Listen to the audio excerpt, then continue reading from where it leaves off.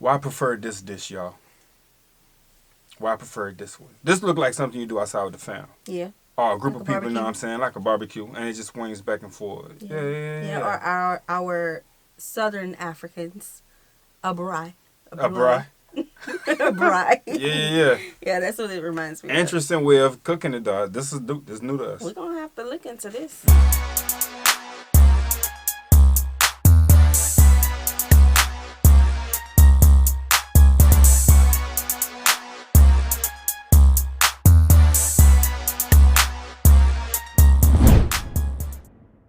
What's good, y'all? It's the Demouchets REACT, and we're back with another video. Who we got today, C? Today we're back with another American reaction. So excited about this video. If you're new to us And we new to you, make sure you scroll down, hit that subscribe button, and turn on the post notification bell because we're on the road to 200K.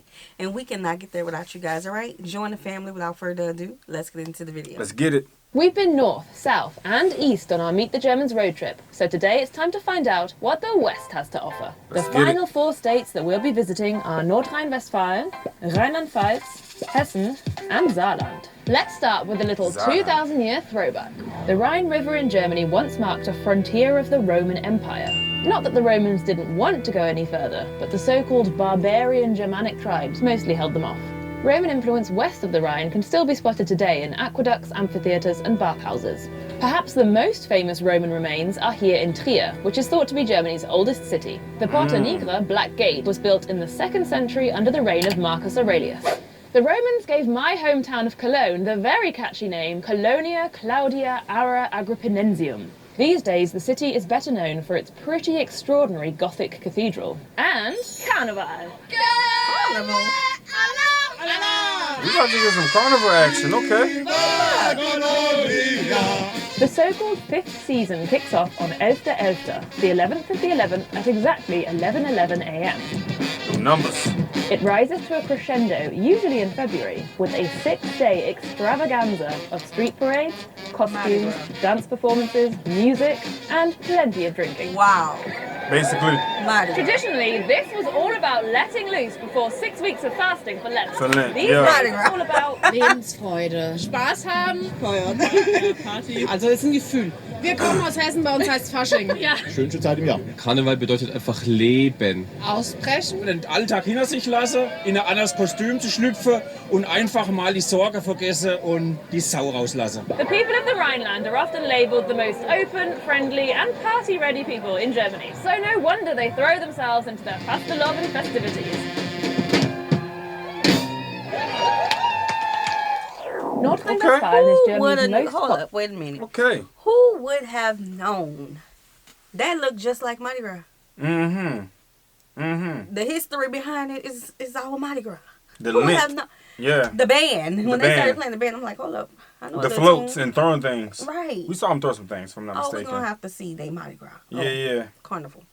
You know, because some people be like, it's not She Mardi Gras, did it's mention the Carnival. parade. She said as a parade as well. You know what I'm saying? So we call it ours a parade as well too. The only difference is obviously the color schemes and how we get together and do the things. You guys had costumes on like zebra prints. We kind of keep it in a style though. We got like what, purple, gold, basically purple and gold.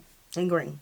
I And have green. to think of that. Gotta throw that green in there. Yeah, and we do have other things in our culture. It's more than just the parade. But we're going to have to see how y'all celebrate.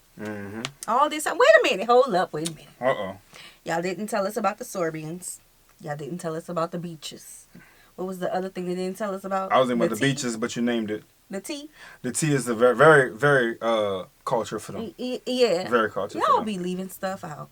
Yeah. Now we know about the Mardi Gras. I'm to going to stop state calling it and the Mardi accounts for Gras. 1/5 of Germany's economic output. These days, the main industries are machinery, electronics, cars, plastics and chemicals. not But bad. the state was heavily shaped by the Industrial Revolution, coal mining and steel production. The Ruhr area, also known as the Ruhrpott or simply the Pot, was one of the most important industrial regions in Europe. The identity of the Bergmann or miner became a huge part of the region's identity. As the industry continued to grow, so-called guest workers were also brought in from other countries to keep up with demand. But by the late 50s, cheaper fuel had hit the market. As coal plants were shut down, the government tried to create alternative employment opportunities, for example in new car factories. Billions of euros have since been poured into regeneration projects in the region, with a focus on education, culture and nature. Many industrial sites have been repurposed for museums and communal spaces, like this park here in Duisburg. So, has regeneration been a success? Ich denke schon, wenn man sich anguckt, wie es damals hier aussah, dass alles voll mit Industrie war, was jetzt ja ziemlich grün ist. Ist noch nicht abgeschlossen, meiner Meinung nach, weil viele Dinge noch im Prozess sind. Das kulturelle Angebot, ich kann nicht alles wahrnehmen, aber wenn ich sehe, es ist auch im öffentlichen Raum spürbar, es ist was zu sehen, das gefällt mir. Was macht heutzutage die Ruhrpott-Identität aus? Die Vielfalt, was für Nationalitäten wir haben. Es gibt viele Kunst und die Leute sind sehr freundlich. Sie sind einfach bodenständig geblieben und identifizieren sich total mit den Fußballvereinen, ich sag mal, mit dem, was hier im Grünen passiert. Ich würde sagen, der Zusammenhalt, das merkt man im Ruhrgebiet auch extrem. Oh, so the ultras is over here. That's what it sounded like. Yeah. Yeah, the local football club. All right. That's cool. That's what a passion comes. Germany Yeah, is yeah. usually pretty literal, so I really enjoy the rather cryptic names given to many dishes in this part of the country. Himmel und Erd, heaven and earth, is blood sausage, mashed potato and apple sauce. Halve Hahn, half a chicken, is a rye bread roll with a slab of cheese on top. And what about Blindhuhn, blind chicken? That's a vegetable and bacon stew. Duh. Herzdrigger. She said, duh. We didn't know. We didn't know. Could refer to the cardiological effect of these meat and potato dumplings, or the fact that locals are particularly fond of this dish. But sometimes the Hessians call a spade a spade.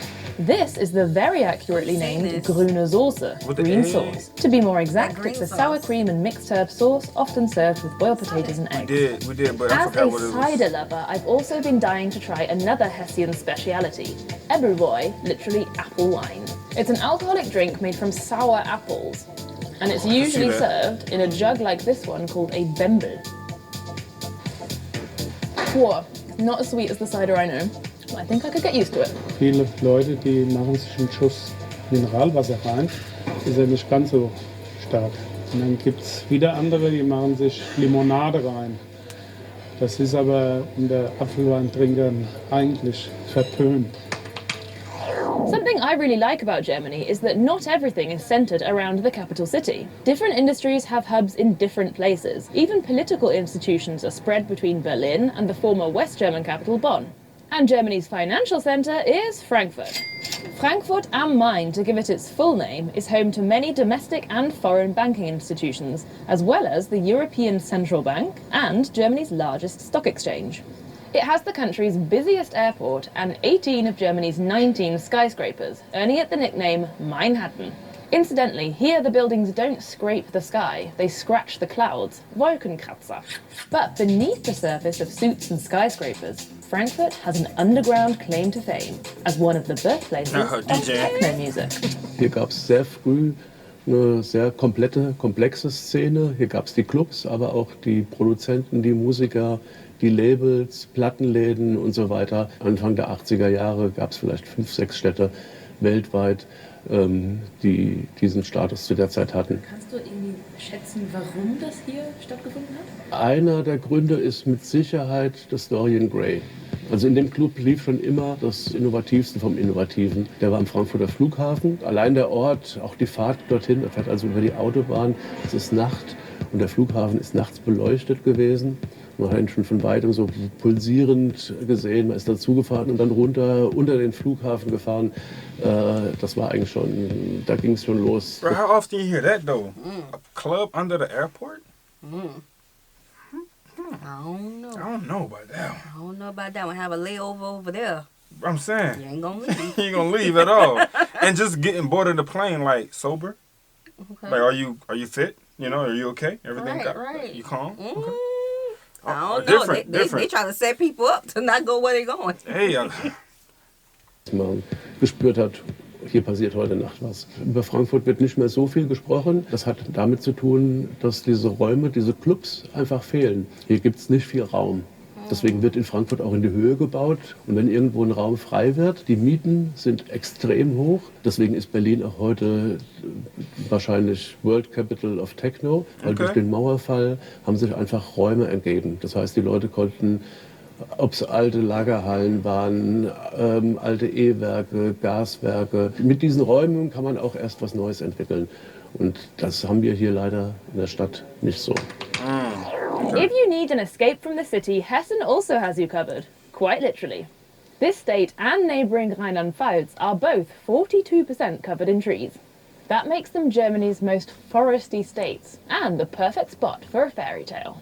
Einem reichen Manne, dem wurde seine Frau krank, und als sie fühlte, dass ihr Ende herankam, rief sie ihr ein. Jakob and Wilhelm Grimm, better known as the Brothers Grimm, were born in Hanau in the late 18th century and later moved here to Kassel. They gathered folk stories for their fairy tale collection. Hansel and Gretel, Snow White, Little Red Riding Hood, Cinderella.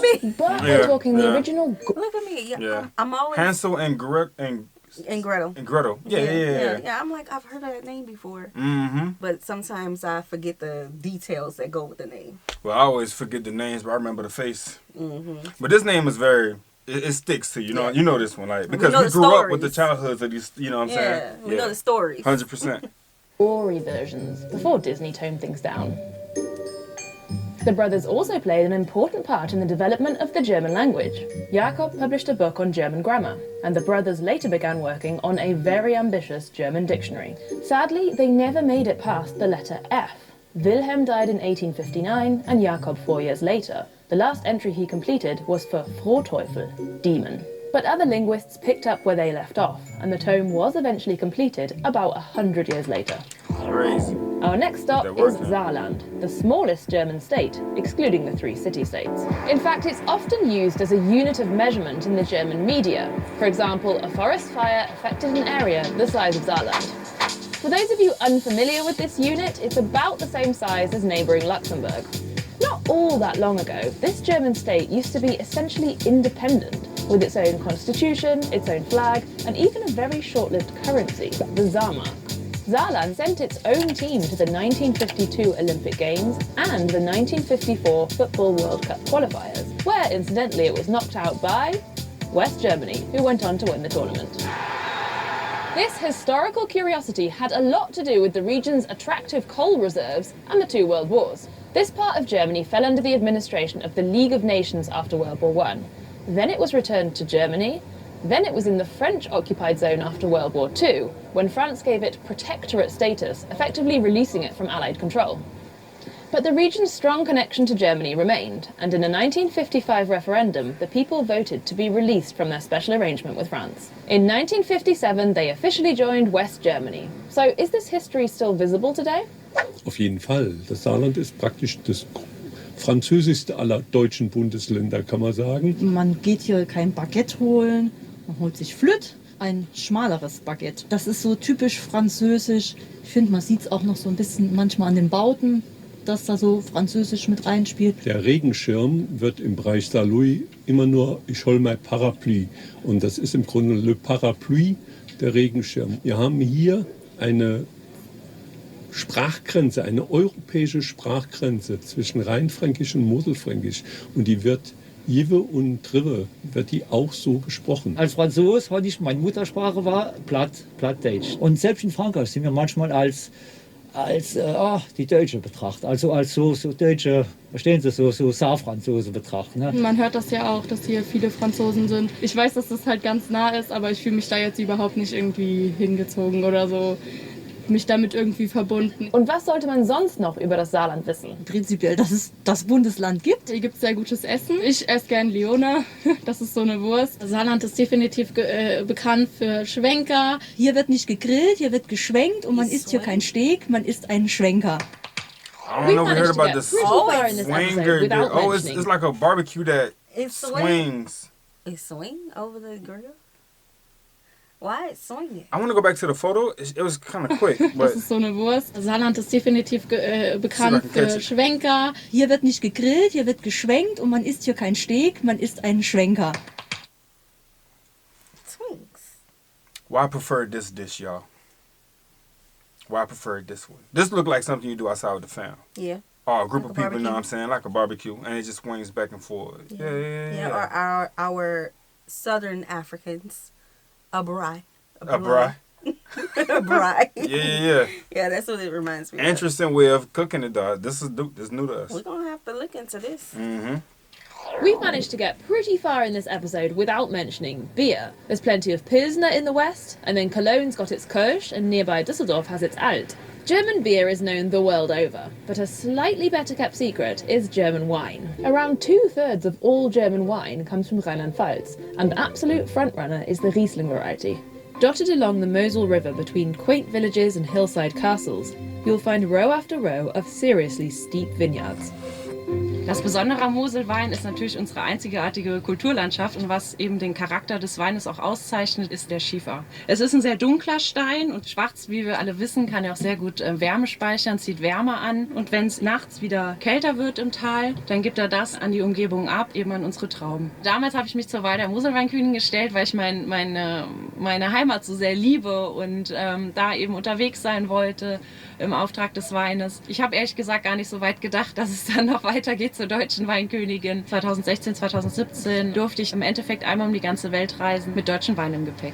That's crazy, okay. Ein guter Riesling macht natürlich das gute Moselklima aus. Dann sollte er eine schöne Süße haben, also nicht zu süß, ein bisschen und dann natürlich die knackige, frische Säure, die den Mosel-Riesling auszeichnet. So, what's the best way to sample the local produce? Well, you could go on a Weinwanderung or wine hike. Yep, that involves hiking between vineyards and wine taverns. Whew. The more relaxed variation would be to do a Weinprobe or wine tasting, which traditionally goes from dry to sweet. What else do you like about this area of Germany? Leave a comment below. And that brings us to the end of the Man, 100%, bro. Make sure you guys support our channel. I really like this one. You guys on the West Sea Red Chill. Mad friendly as well, and like to party. But more about the party is that I feel like he said you have to have more spaces for them to have these type of events pushed out, and it's more expensive for you guys these days to have those parties put together. Not so much beer talked about in this one, but definitely a wine. Wine tasting, Yeah, I feel like this episode had the most amount of information in comparison to the other ones. Like there were so many different things. Yeah. Oh, you can't forget about the carnival. We can't, if you like that, you didn't feel me, like, because we got the kind of similar to it. Y'all heard us early, but yeah, we can rock with that. Yeah. Facts. Yeah, so we're going to have to learn more about the swinger and about y'all carnival. Okay? We hope you guys enjoyed this video with us. Be sure to subscribe. We'll see you soon. Peace.